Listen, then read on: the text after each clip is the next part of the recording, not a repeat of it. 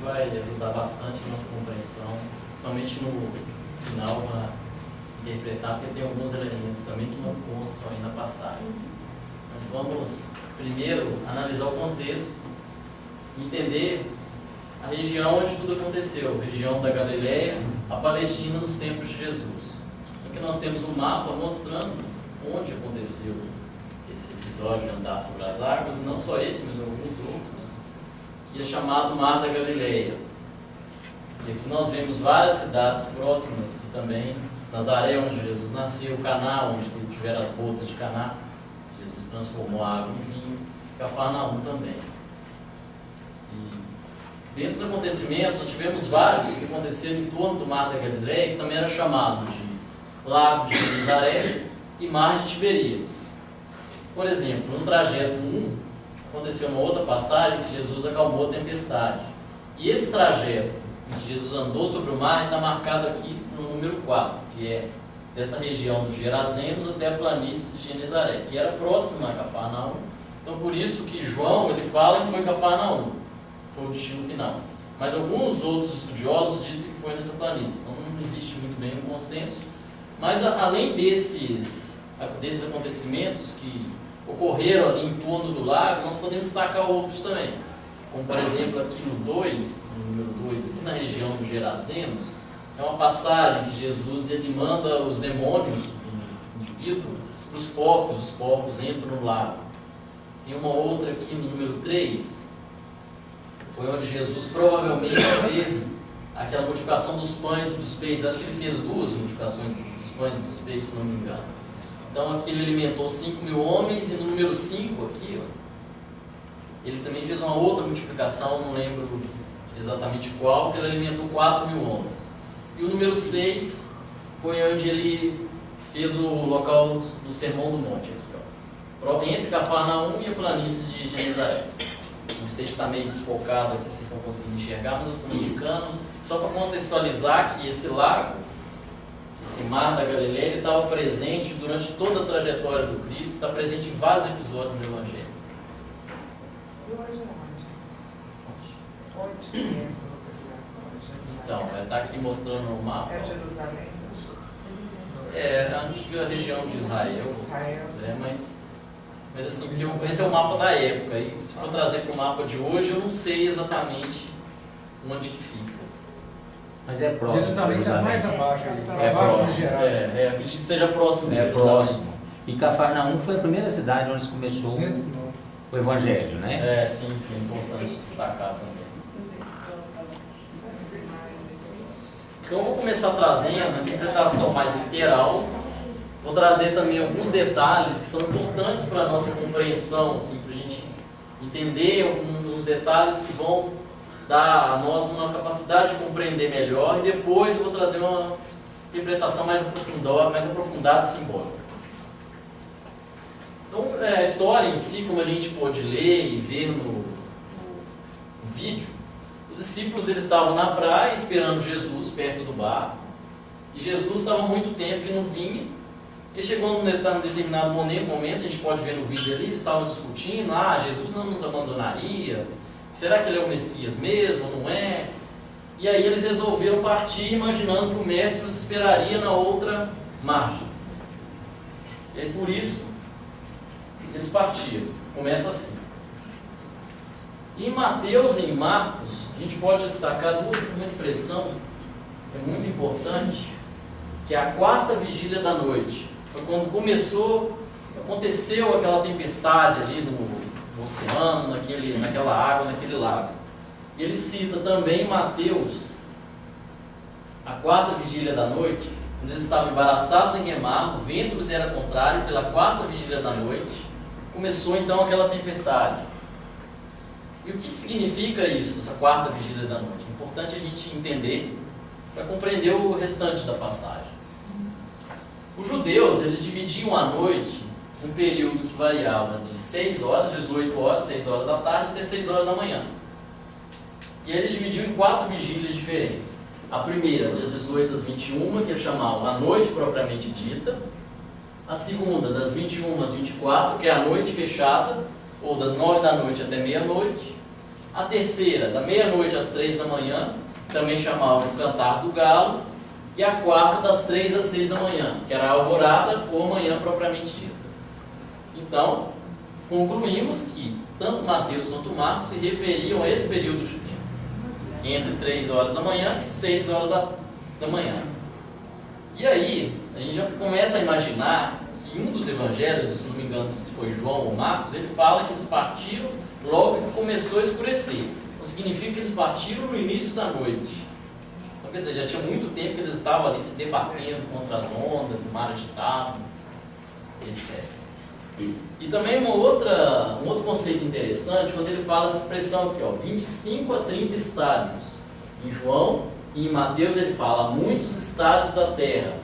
E aí a gente tem uma noção mais ou menos em que posição que eles estavam nesse lago. Então, 2 vezes eles citam estádios. Então quer dizer que, se a gente for otimista, por volta das 3, 4 horas da manhã, eles tinham avançado essa distância, 25 a 30 estádios.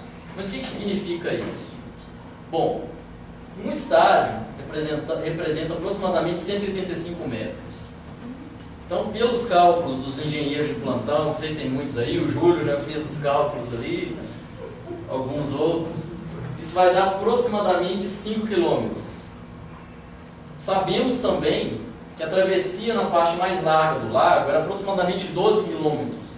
E que, em geral, uma embarcação daquela época ela era feita em 2 ou 3 horas aproximadamente. Então significa que eles já estavam ali há muito mais tempo do que o normal. E significa que eles não tinham percorrido nem metade da distância que deveria ser percorrida ainda. Então eles estavam passando realmente muito apuro, muito susto, o vento era muito contrário. Eram muitas as dificuldades que eles estavam enfrentando ali. Só para deixar isso bem claro. E aí, nesse momento da tempestade, eles estavam ali se debatendo nas ondas e naquela dificuldade, com medo do barco virar, repentinamente eles percebem assustados um vulto branco a caminhar sobre o mar agitado pelo vento.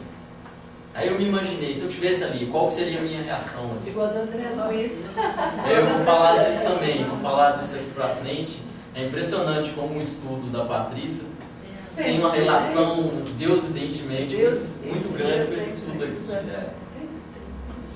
E aí os discípulos começaram a pensar, como eu pensaria, o que é isso? Quem será isso? Aí eles olharam, é uma forma humana, só pode ser um fantasma. E existiam naquela época, eu também procurei saber, histórias assim de fantasmas, um mar, histórias fantasiosas, de lendas. Então era uma preocupação assim, real. Eles não tinham muito acesso ainda à informação, como a gente tem hoje. Então, assim, existiam por muito tempo essas histórias de monstros no mar, de lendas. Então, assim, fantasmas. Na hora eles imaginaram que era fantasma, ficaram mais desesperados ainda e começaram a gritar por socorro. E ouviram a voz de Jesus recomendando-lhes coragem. Não temais, sou eu, coragem.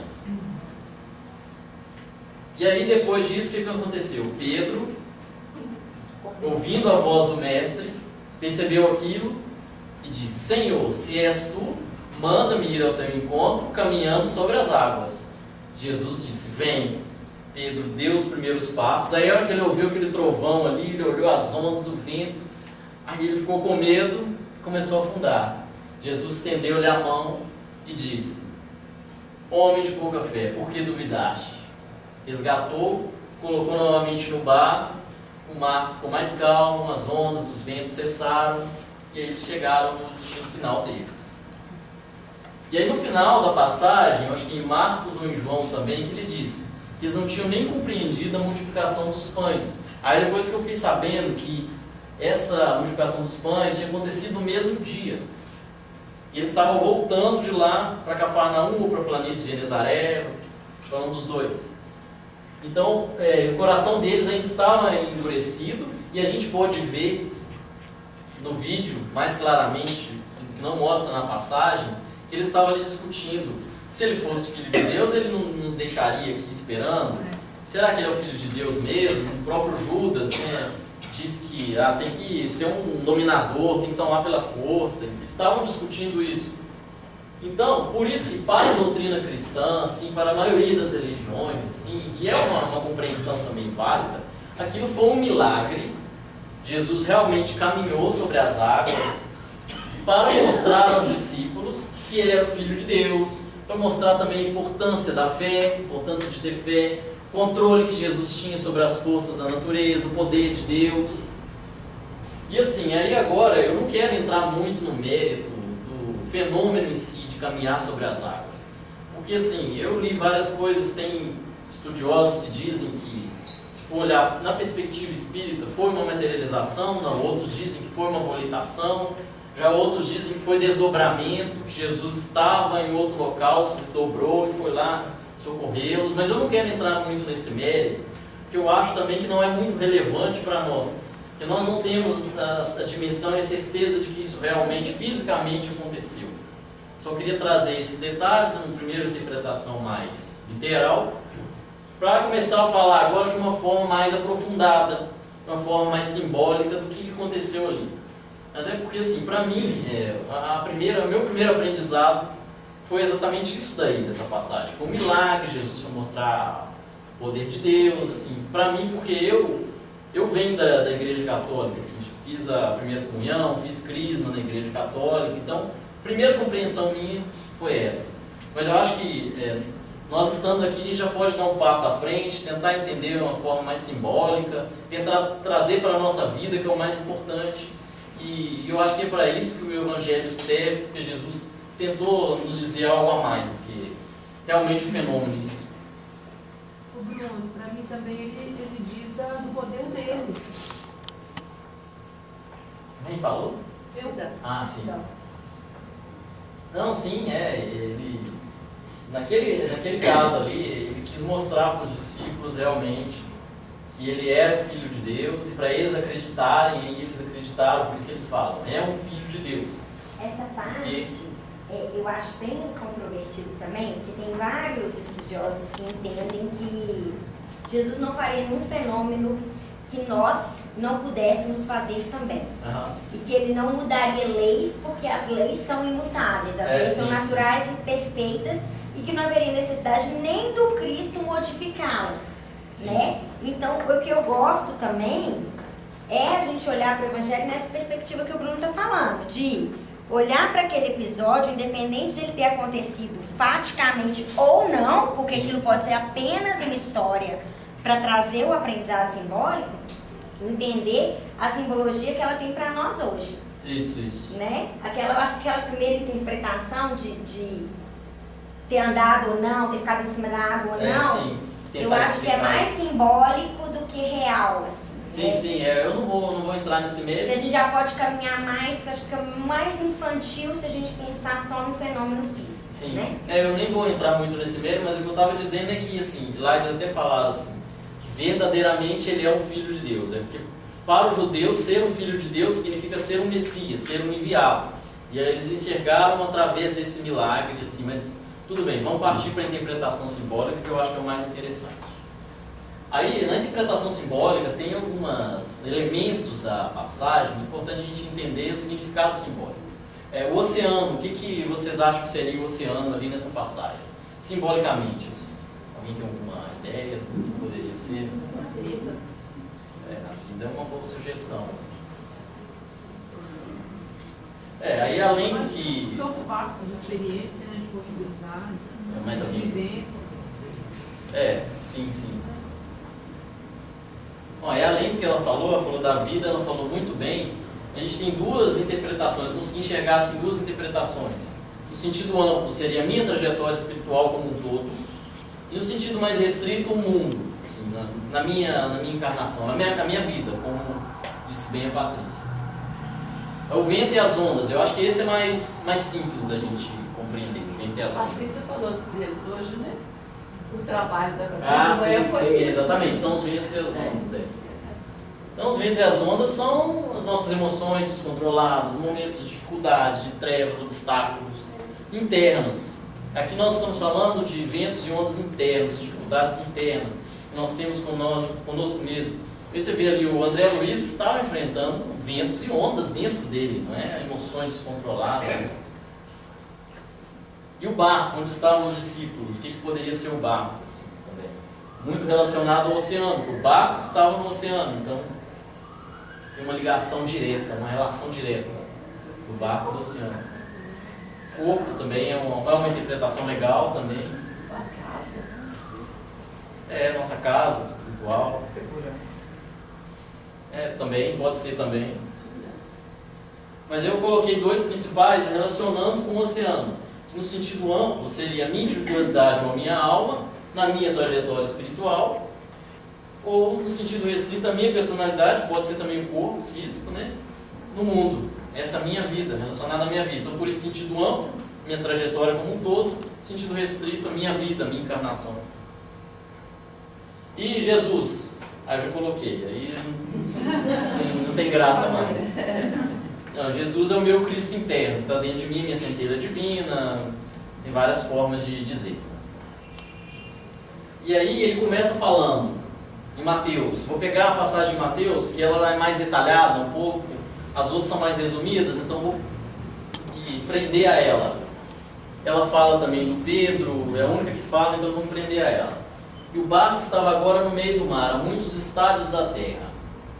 Então quer dizer, estava no meio da minha trajetória, na minha travessia, e como a gente viu, como foi importante a gente ver o que significa os estádios da terra, quantos estádios ele estava, e aí agora a gente pode dizer com segurança que esse barco ele estava mais próximo de onde saiu que do destino final. Aí nós temos aí alguns estudiosos que dizem isso, que a alma do ser humano em geral está mais próxima de onde veio que para onde vai. Porque o vento era contrário. O vento contrário são os obstáculos, as dificuldades, os momentos de trevas.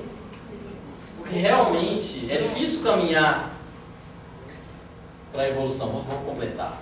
É difícil caminhar em direção à evolução, em direção ao meu destino final. Realmente os meus ventos internos normalmente são contrários.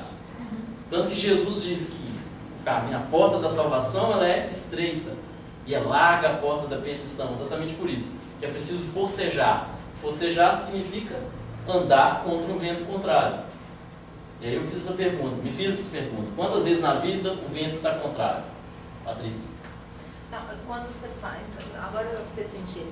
Quando você fala no meu caminho, na travessia, minha trajetória está mais próximo de onde saí do que do destino. É porque nós ainda estamos engatinhando na evolução espiritual. É isso, nesse sentido. Sim, sim.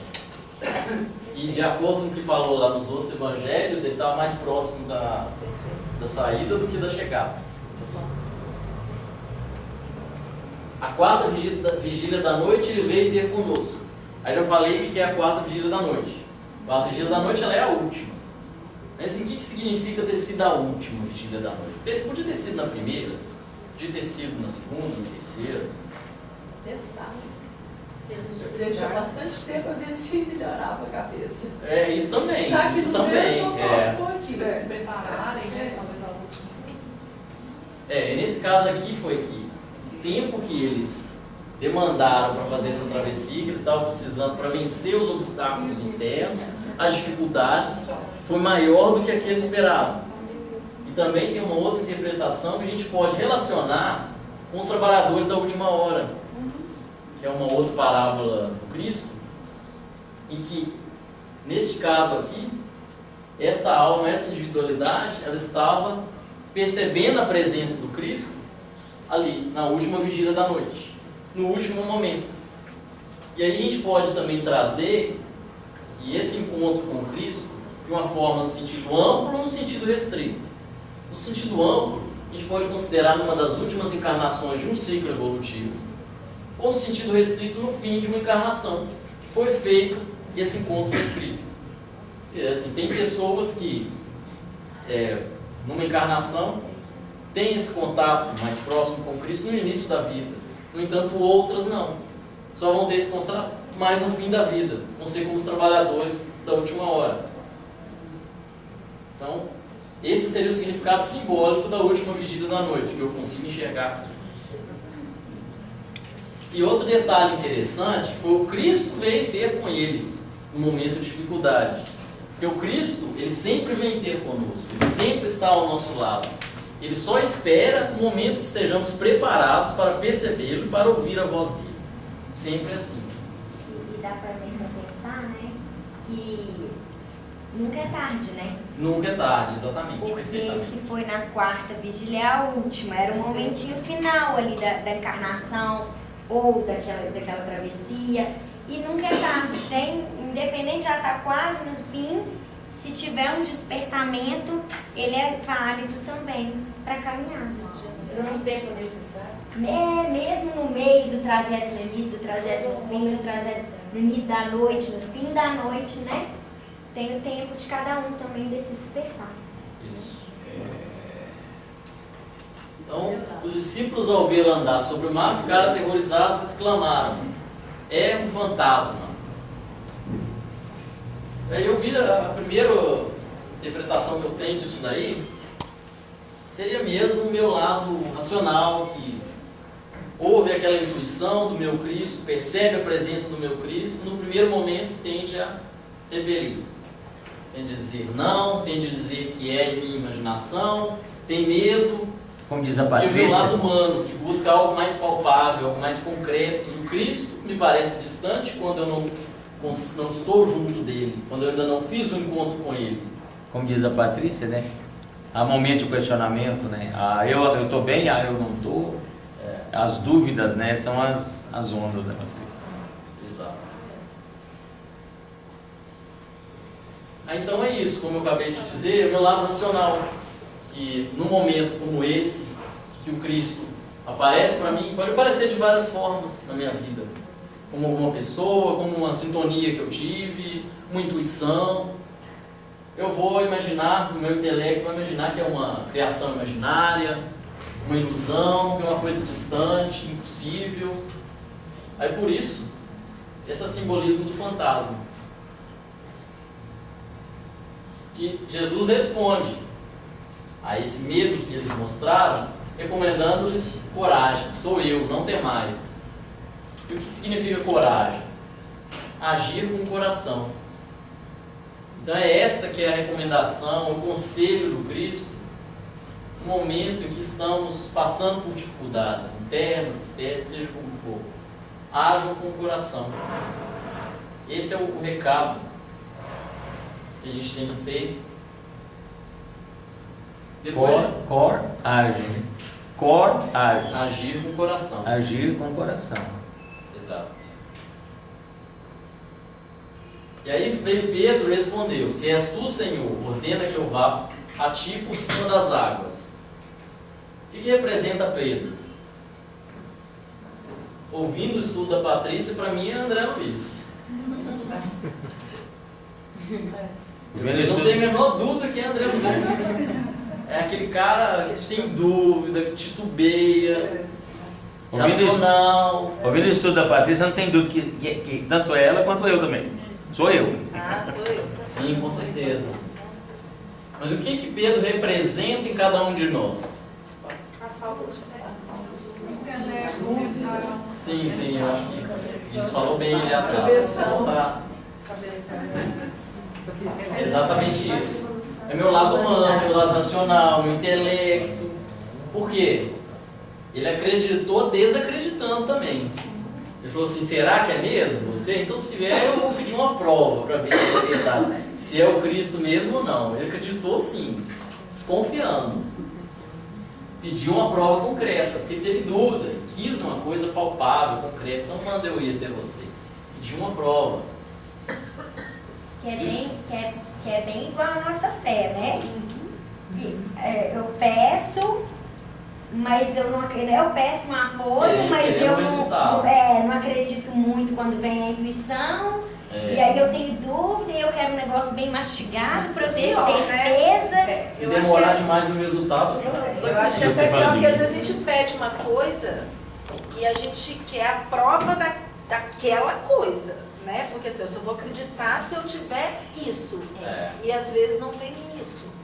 Vem de outras formas que eu não tenho, né? A Thaís sempre fala com relação a mim, tem hora que ela fala assim: você para acreditar mesmo tem que ver no quadro, no outdoor, né, pai? Eu falo, pede para pôr no outdoor. Teve uma vez que eu fiquei muito em dúvida de decisão a tomar e tudo. Eu rezava, pedia intuição e vinha e eu batia a boca. Aí eu falava: não é isso não, eu tô enlouquecendo, né? E vim, aí eu pedi, eu rezava, falava: vai vir sonho, vem não sei o quê.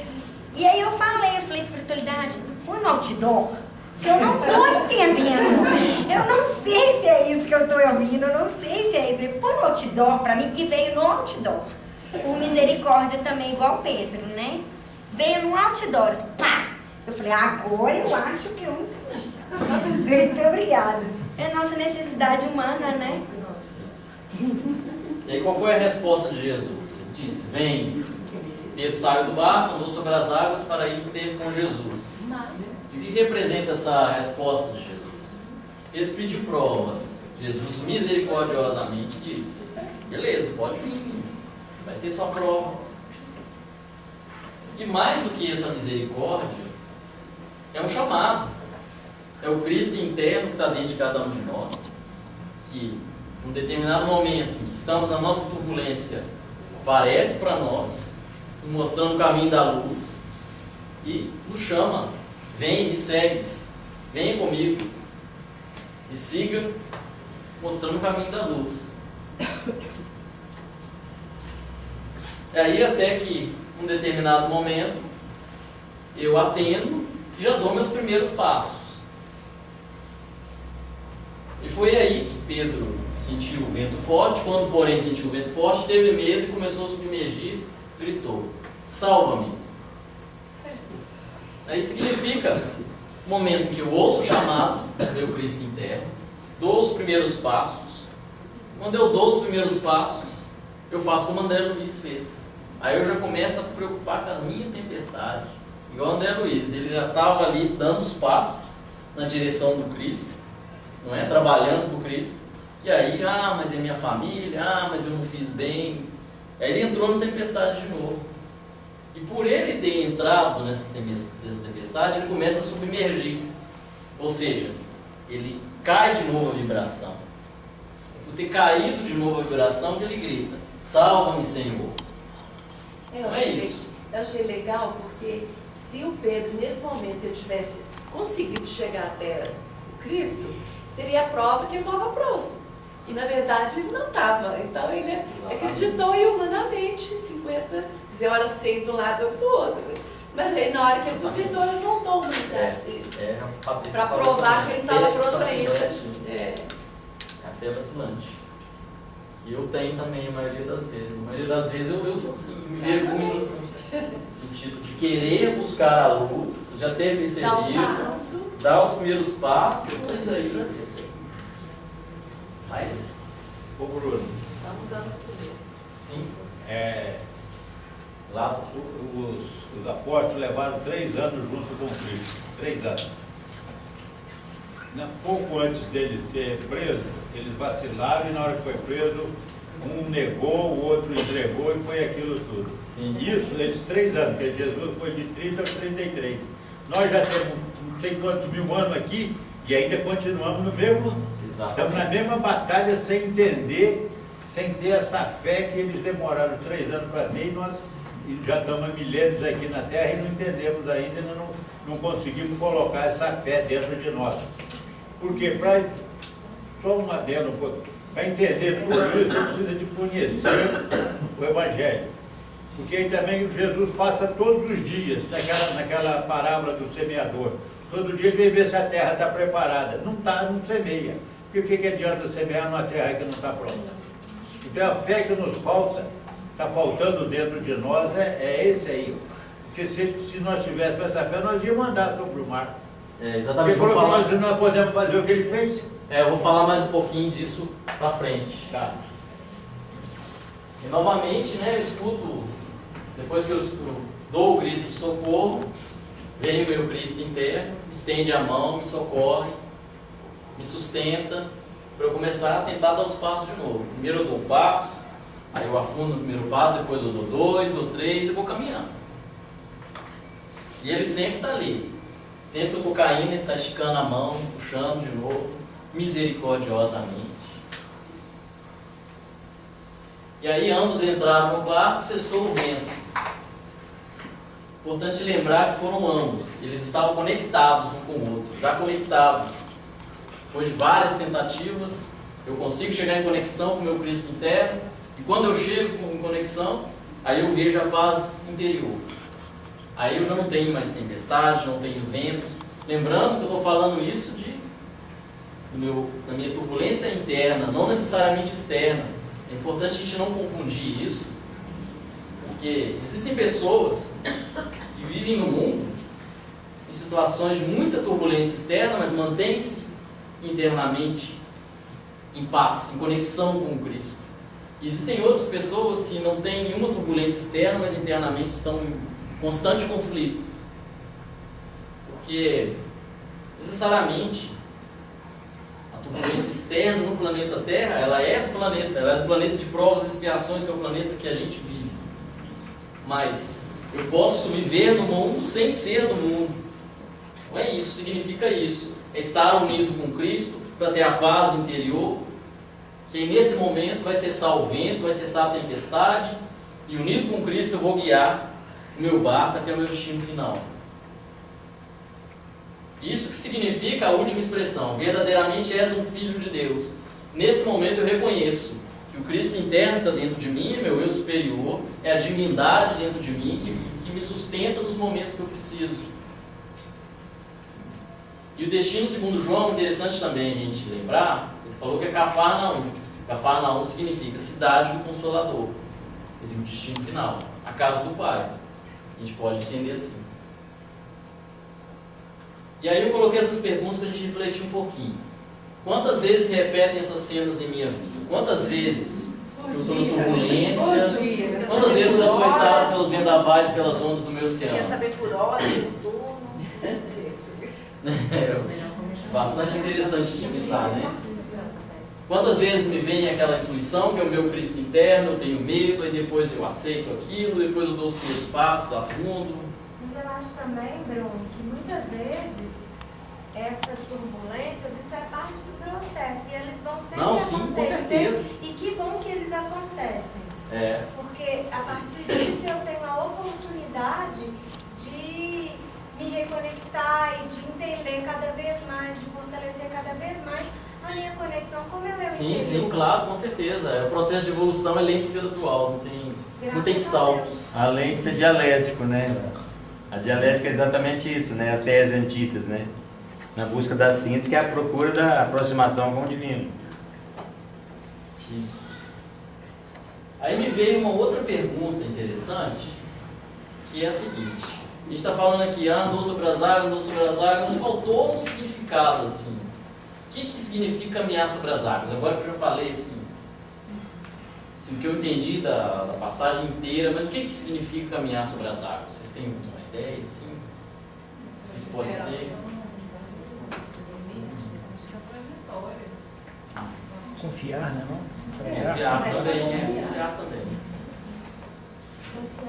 Acho que usando mesmo tem também a questão de estar aqui sem ser daqui. Aliás, como é que é? Estar no mundo sem ser do mundo, é também. E uma questão que também está me fazendo refletir desde o estudo da Patrícia, é em relação ao que a espiritualidade tem nos chamado muito a refletir, que é nos cuidar, nos ouvir nosso coração.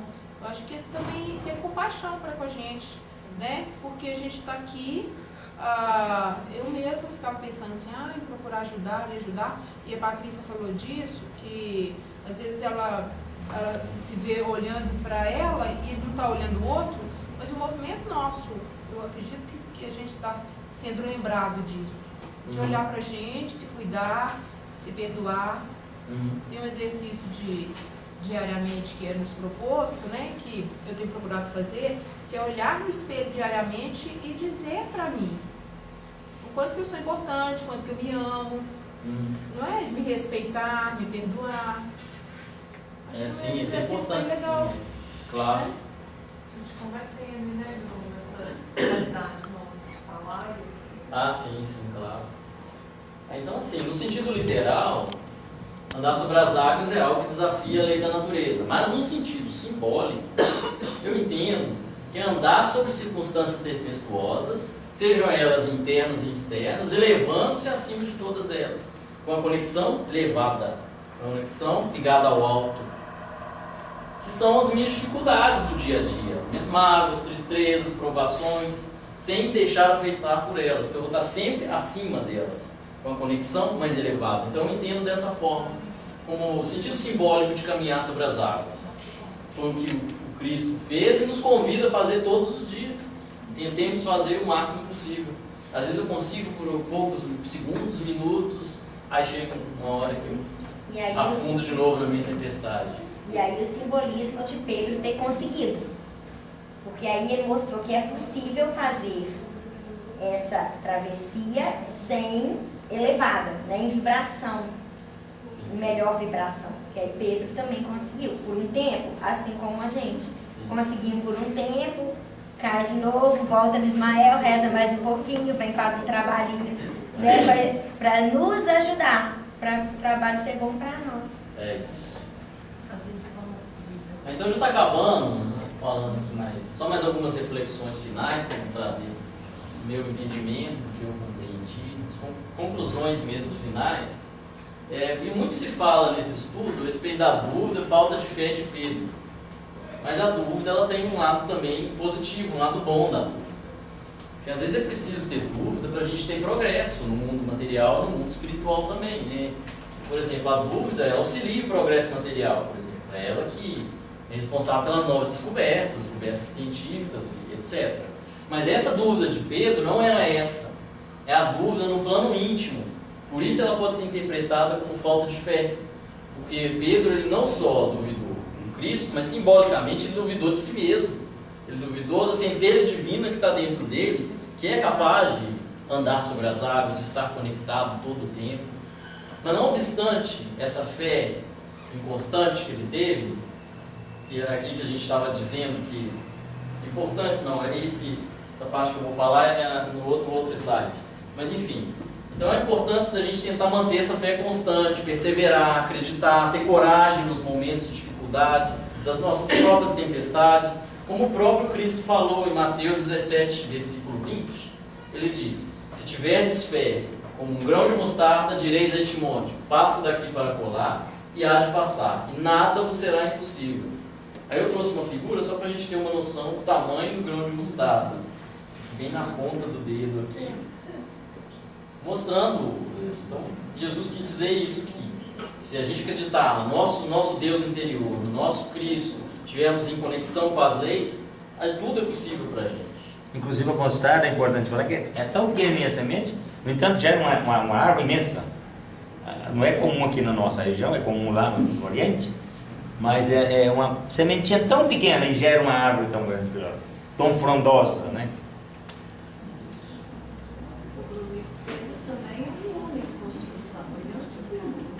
Sim, simbolicamente. Sim. Como eu falei, ele representa o nosso lado humano, racional, nosso intelecto.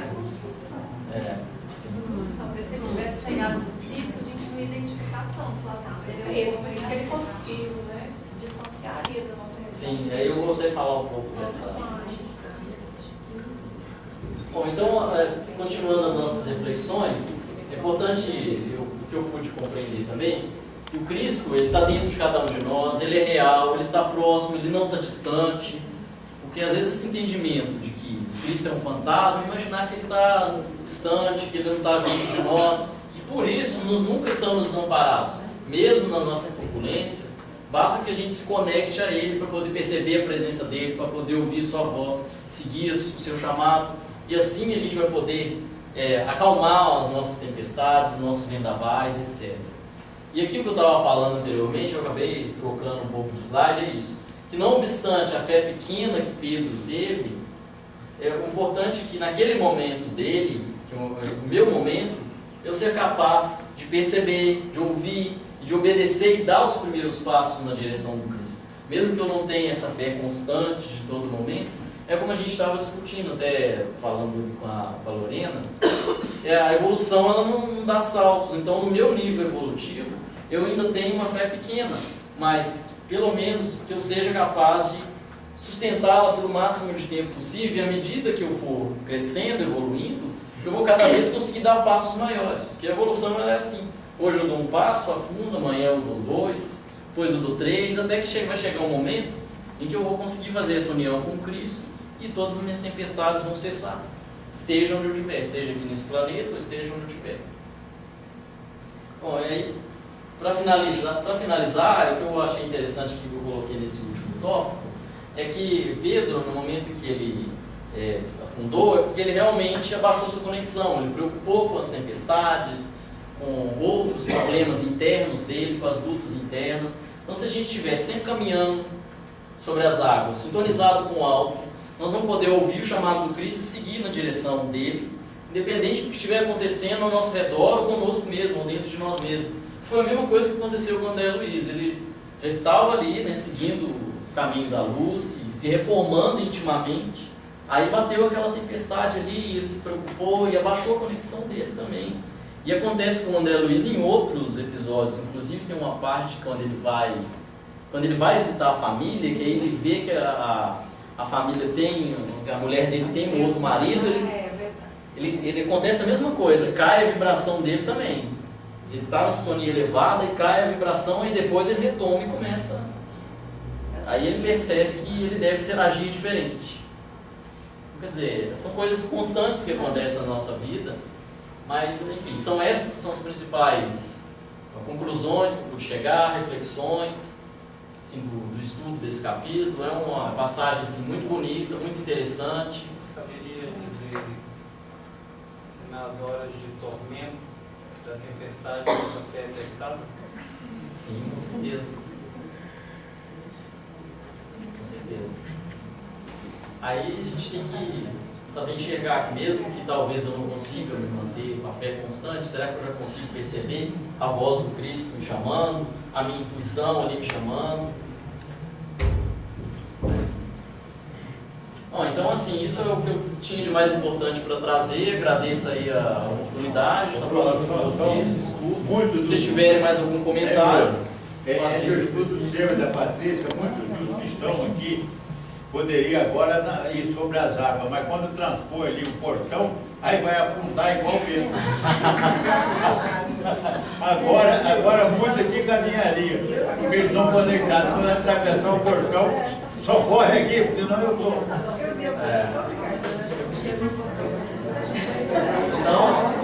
Então, gente, só para a gente não perder o fio, que se ninguém tiver mais nada para dizer, eu trouxe um mantra. Eu vou colocar mais uns 2 minutos ali para o pessoal harmonizar e se conectar, sair daqui bem calmo, tranquilo, em conexão com o alto, andando sobre as águas.